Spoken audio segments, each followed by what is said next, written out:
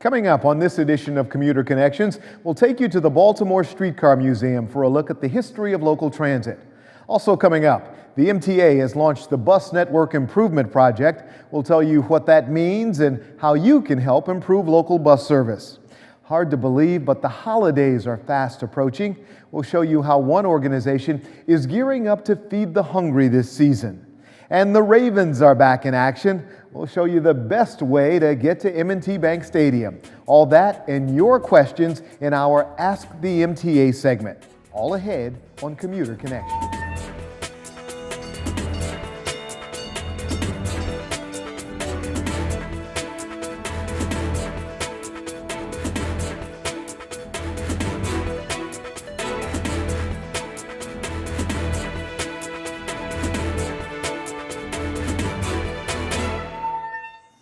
Hello everybody, I'm Terry Owens and welcome to Commuter Connections. For this edition, we're on location at the Baltimore Streetcar Museum where MTA and transit's history are chronicled and on display. From interesting exhibits to an actual ride back in time on a streetcar. A visit here is something the entire family will enjoy. And joining me with information on the museum is Museum Curator Jerry Kelly. Mr. Kelly, thank you so much for joining us. My pleasure, my pleasure. You know, thank you so much. Like a lot of people, I've driven by this place probably 1,000 times, and this is actually my first time inside. What is it about this place that it is such a well-kept secret? Well, first off is to relive history, and if you look around our visitor center here, the walls are adorned with photographs of various Baltimore neighborhoods, because Baltimore is a city of neighborhoods, and you're going to see different neighborhoods depicted when streetcars were operating, and it's not unusual to see a family come in, husband and wife, a small child, and a grandparent, and somebody says, "Oh my gosh, that's the store where we used to shop, right on the corner there. See that? That's where we used to go to the grocery store, or that's where I went to school, or that's the amusement park." And we see this just about every day, people finding a little piece of history that relates to them, and they take that step back into time. And everything old is new again. We look at the development of the current light rail system, the coming red line system. What does that do for industries like yours where we're trying to preserve history? Well, we're still thinking about when we're going to acquire our first light rail vehicle. We're always thinking ahead. But really what we're thinking about right now is November 2nd and 3rd, which was the end of streetcar service as we knew it in Baltimore back in 1963. So the 50th anniversary of that is coming up on November 2nd and 3rd. We will be operating that weekend a number of streetcars, but one of the cars we'll be operating was the last streetcar to operate on the tracks of Baltimore, car 7407. Hopefully we'll have it out in a little bit. You can see it, maybe take a ride on it today. Plus, you're going to see a lot of enthusiastic people here helping us celebrate what happened. We all know things end, but we don't let go of them. We still keep them going. All right. Well, thank you so much. Let's let our audience know what your hours here are. If there's a website they might find more information. We are on the web. Just put in Baltimore Streetcar Museum and it will pop up. Our hours are every Sunday, 52 weeks of the year, from noon until 5. And then on Saturdays, from the first Saturday in June to the last Saturday in October, we're also open noon until 5. And in addition to that, we have a very successful operation of, we call them charters or parties. If you want to have a child's or an adult birthday party here, just give us a call. We've had several weddings here in the past year. Just all kind of get-togethers. We have a number of organizations visit us each year for their annual holiday party. So we can be open anytime a group wants to come, but our Saturday and Sundays, noon until 5, are reserved when the public can come in and take a ride on the streetcar. Well, Mr. Kelly, thank you so very much for helping to preserve this history and volunteering your time. I know it is greatly appreciated by the larger community and certainly the family at the MTA. I appreciate you. Oh, well, we appreciate what you do for us. You've been very, very good to the Baltimore Streetcar Museum. I can say that sincerely. All right. Been good friends. We've got to take a break here, but coming up next, what's being done to improve local bus service today and with an eye toward the future. Stay with us, we're back in just a moment.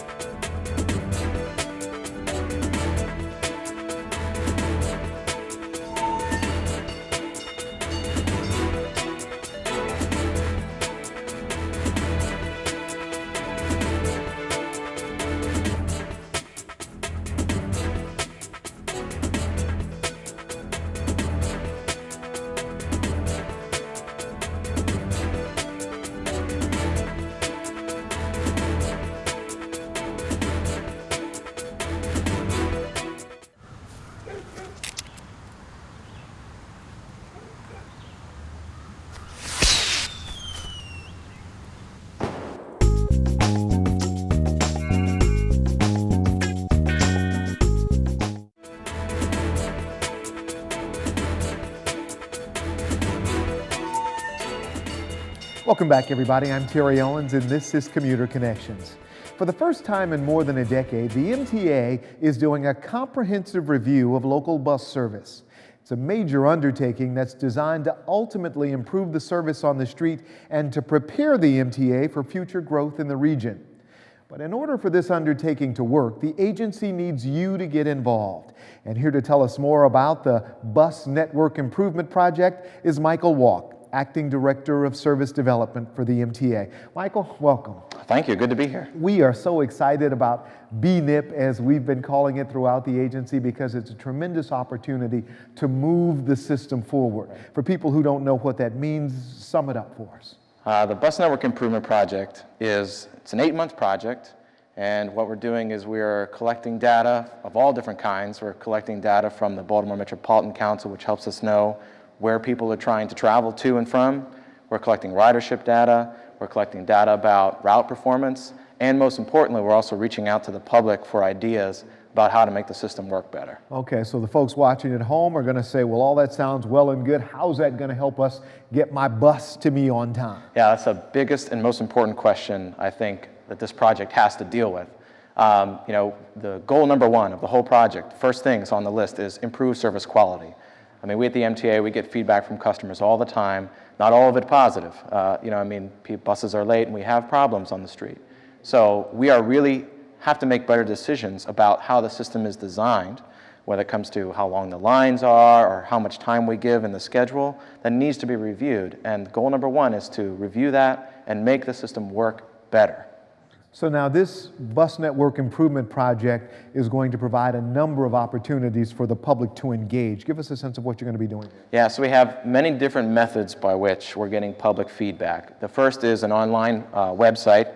It's mtamaryland.mindmixer.com. And so you can go on there, create an account, and we have questions posted. We're looking for ideas to make changes to the system, and riders and users, they can interact with each other and comment on each other's ideas. So we have the online engagement there, and we also have a lot of face-to-face engagement planned. Starting October 15th, we're holding our first workshop. We've got 6 workshops. They're going to be held between October 15th and the following week. And you can come and learn about some system redesign ideas, as well as provide your own feedback about what you would like to see happen with the system. Okay, and I think there's also a phone number for folks who might not be able to get out to one of the activities or to engage online. That's correct. We do have a phone number. We call it the Bus Network Improvement Project Hotline. It's 410-454-1998. And you can call that number, leave a voicemail. We'll take that information down, whatever your idea is, if you have a suggestion for a change, and we'll add that to the data that we're collecting. Wow, and this is the first time this has happened in quite a long time, so it's a tremendous opportunity to glean information from the public and to begin to move the system forward, which is everyone's goal. Oh, absolutely. I'm very, very excited to get this project off the ground, to get our riders involved, and to really move the bus network into the future. All right. Michael Walk is the Acting Director of Service Development for the MTA. We're delighted that you were able to join us. Thanks so much. Glad to be here. Well, there are many strides being made at the MTA, and most of them are a direct result of the commitment of the O'Malley Brown administration to double transit ridership in Maryland by 2020. To do that, the governor is making investments in new projects and equipment across the state. The governor recently rolled out his spending plans for the Baltimore region at the West Baltimore MARC station, and Commuter Connections was there. Governor Martin O'Malley traveled to the West Baltimore MARC station to make the big announcement. The O'Malley-Brown administration committing nearly $1.5 billion to transportation projects for the Baltimore metropolitan region. We have heard our president say many times that in order for us to create jobs as a country, we must pull together the consensus to educate, to innovate, and to rebuild. And that's why these transportation investments are so very important. The governor was joined by elected officials and transit supporters from around the region, including Baltimore Mayor Stephanie Rawlings Blake, Congressman John Sarbanes, and Greater Baltimore Committee Chairman Don Fry. Everyone here keenly aware of the need to improve transportation in Maryland for current and future generations. And there's no doubt that throughout Maryland, and it's true here in the Baltimore region as well, that addressing our transportation needs is certainly one of our most pressing and difficult challenges that we face as a state. The funding package for the Baltimore region includes $689 million for the Baltimore Red Line. $246 million will be used to replace 100 rail cars on the Metro subway system in Baltimore. The package also includes funding for major road improvements in Howard, Baltimore, and Harford counties. All projects that mean thousands of jobs for the region. The other big news, the long-awaited announcement of weekend service on the MARC train system, set to begin December 7th. Congressman Elijah Cummings praised the governor and state lawmakers for making the tough decisions to fund transportation. And when I think about what we are doing today, it's about liberation. It's giving people the freedom to move. See, it's one thing to have opportunity, but if you can't get there, that's a problem. It's giving them an opportunity to have convenience. This whole thing with the MARC line extension over the weekends is so very, very important. It frees people to live the best lives that they can. That's what this is all about. And there is much more ahead on MTA Commuter Connections. Coming up next, a look at area efforts to feed the hungry this holiday season. We're back in just a moment.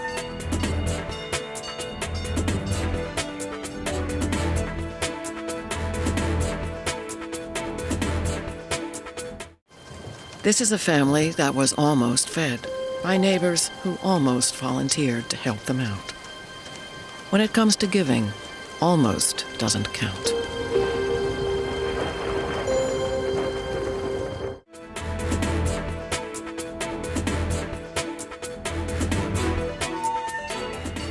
And we are back on MTA Commuter Connections.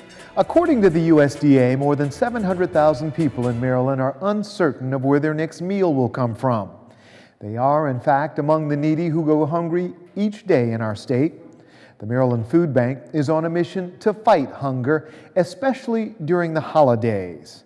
Kate Sam is Communications Director for the agency, and she joins us with more on how we can help. Hi, Kate. Hi, how are you? Thanks so much for coming in. Absolutely. Does the Maryland Food Bank serve the entire state, or is it just the Baltimore region? We serve all of Maryland except Prince George's and Montgomery counties, and those are served by a sister food bank. We're both members of Feeding America, which is the national food bank network. And so give me a sense of how your organization works. Sure. So we are a really huge organization. We have 3 facilities, one in Hagerstown, one in Salisbury, one in Baltimore. And we serve a network of 975 soup kitchens, pantries, and shelters, schools, after-school feeding programs, senior centers across the state. Every one of those is, on the front lines of hunger, getting food out each and every day to Marylanders in need. And of course, we hear more about you this time of year. We've got the holidays approaching, but this is a 24/7 operation, isn't it? It really is. It used to be that the holidays were our busy season. This past July, we did the same amount of distribution that we did last November. So the need is just huge year round. We take the holidays as an opportunity to get the word out, hoping that people will remember us year round. The holidays, there's an emotional element to food. So it's still important to help at this time of year. There's lots of families that are having Thanksgiving dinners that need that food on the table for their children and, you know, their own peace of mind. Well, now, I can't imagine you can do this work without the support of a tremendous network of volunteers. How important is it for folk to, if you may not have anything to give in the way of cash or food, that you can donate some time? That is a great point, Terry. We need volunteers year-round.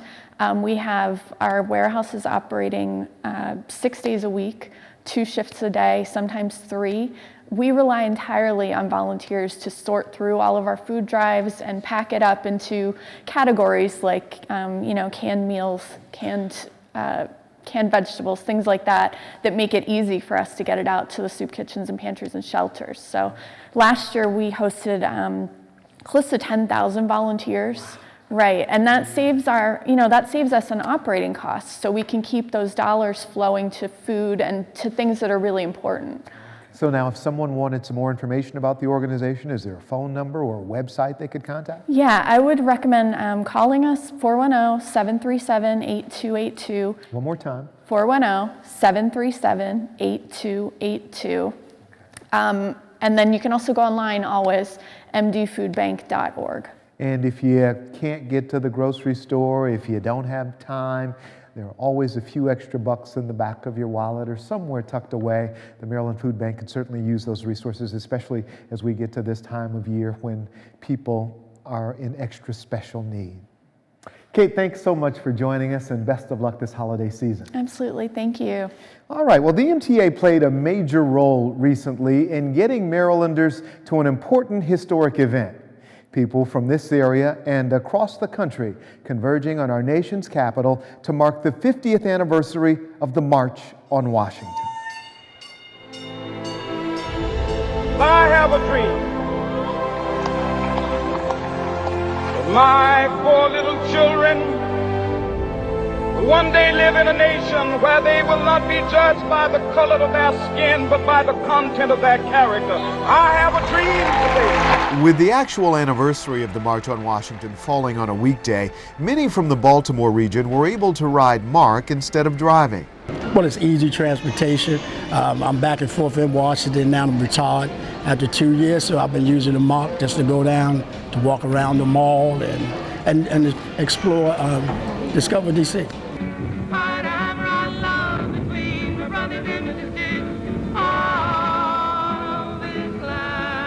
While many only know about the march and Dr. King's famous "I Have a Dream" speech from watching television, Robert White was among the thousands that journeyed to Washington in 1963. I was 14 years old.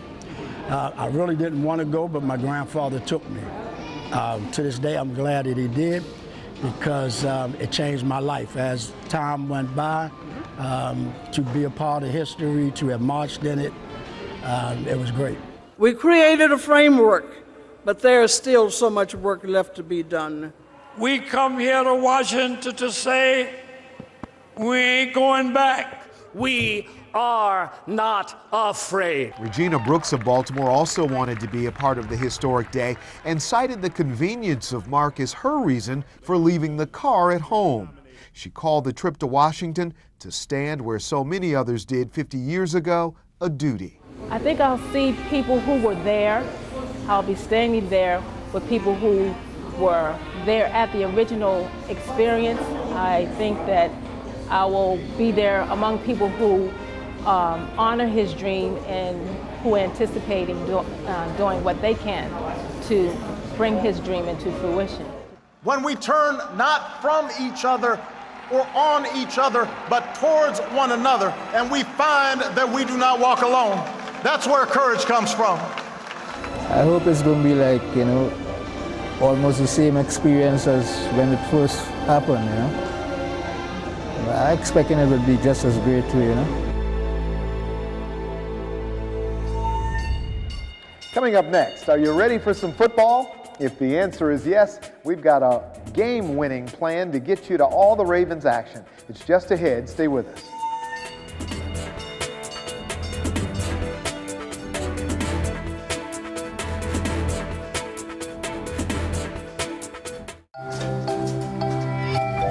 the elevator, and the blood bank. Both are ideas from the minds of African Americans. Support the United Negro College Fund, because a mind is a terrible thing to waste.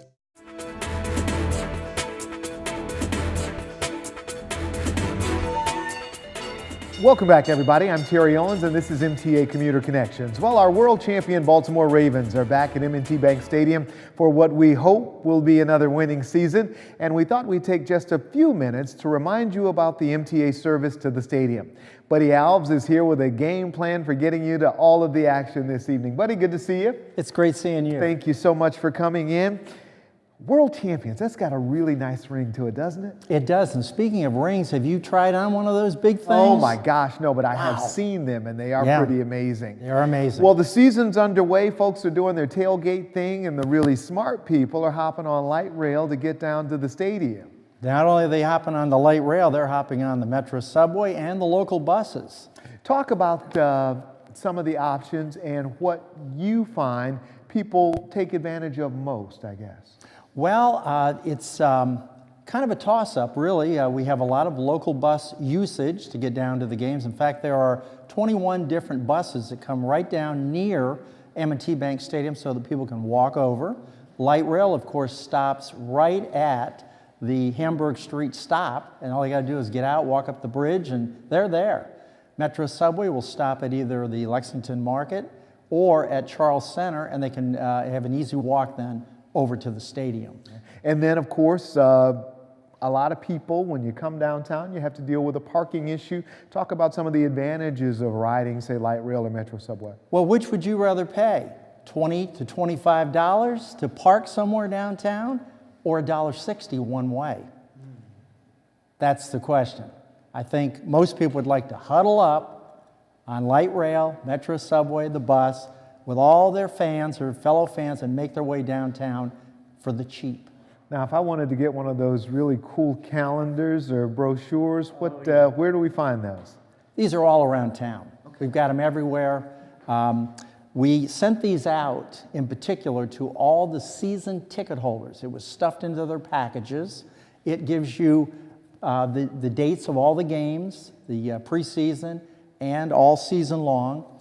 We also put in here an announcement of something that we haven't had for several years. What's that? That is the Ravens Season Transit Pass. Oh my goodness. We haven't had that for about 2-3 years. It's back for only $35.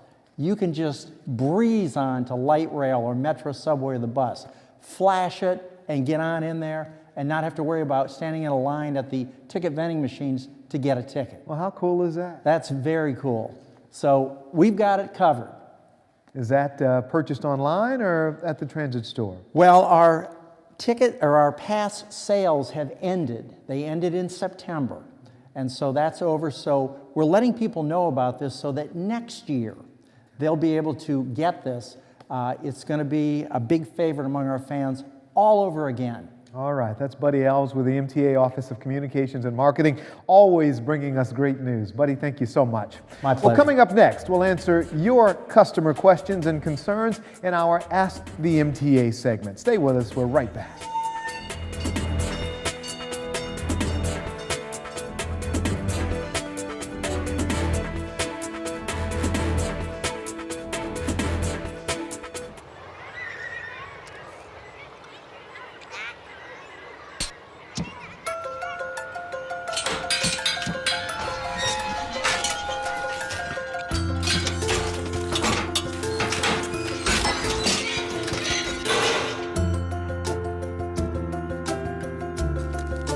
Good nutrition can lead to great things. Find out how a healthy lifestyle can help your child succeed.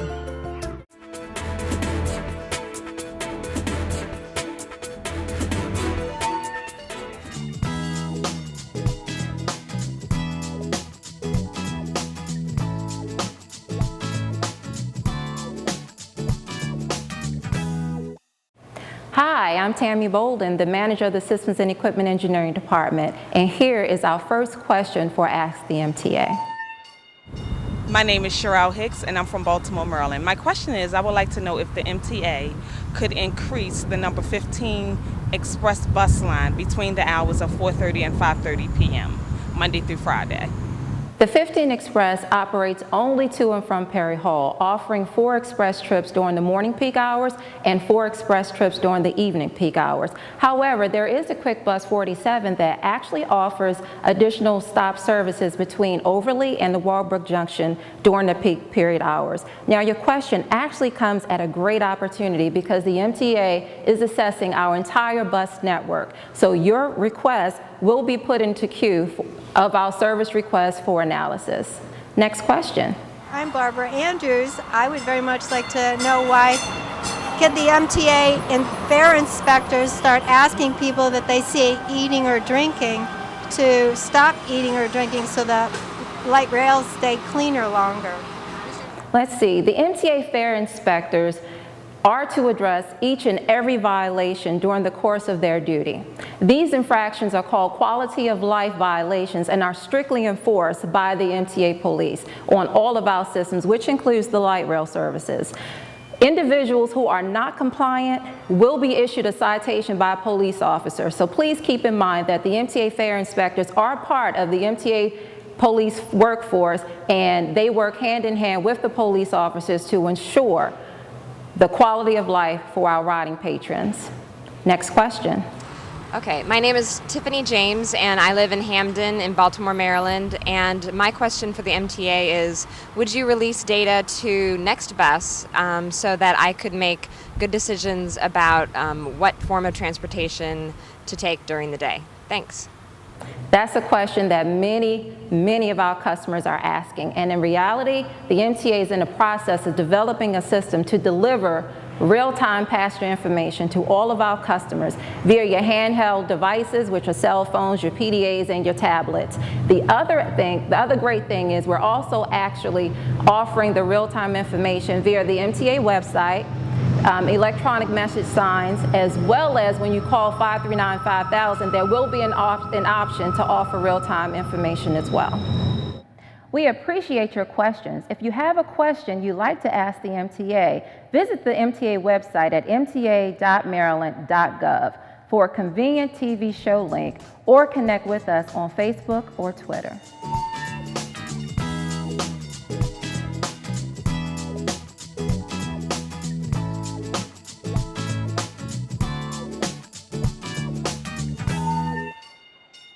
Well, we've not only come to the end of another program, but to the end of my tenure as host for Commuter Connections.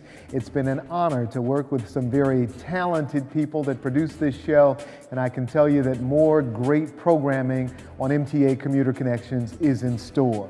Join us next month for another great new season and new host next month.